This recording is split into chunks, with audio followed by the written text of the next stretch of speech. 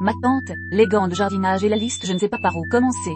Mais je dois en parler. Personne ne me croirait si je disais la vérité, alors je l'écris ici. Peut-être que quelqu'un verra les mêmes coïncidences que moi. Tout a commencé, il y a 3 mois, quand mon oncle Henri est mort. Officiellement, c'était une crise cardiaque. Il était en pleine santé, mais bon, ça arrive. Ma tante Marguerite a pleuré, bien sûr. Elle a même organisé une veillée funèbre chez elle, avec des photos de lui partout. C'est là que j'ai remarqué quelque chose d'étrange.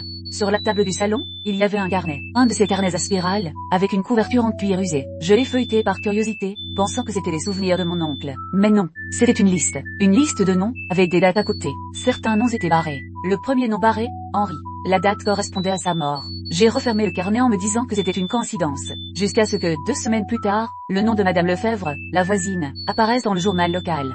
Décédée dans son sommeil. Sa date de décès correspondait à celle notée dans le carnet. Et son nom était barré, lui aussi. J'ai commencé à surveiller ma tante. Elle était toujours souriante, toujours gentille, toujours avec ses gants de jardinage. Pour protéger mes mains des épines, disait-elle. Mais elle ne jardinait jamais. Pas une seule fois, je ne l'ai vue toucher une plante.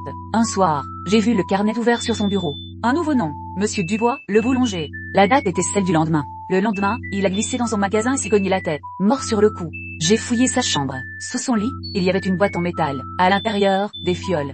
Certaines étiquetées. Pour le cœur, pour le sommeil, pour les accidents. Et des gants. Des gants de jardinage.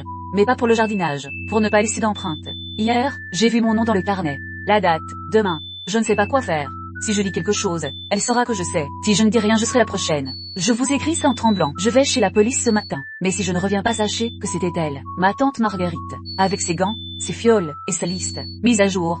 Je suis en sécurité. La police a trouvé l'épreuve. Mais elle a souri en les menottant. Elle a dit, tu as toujours été trop intelligente, ma chérie.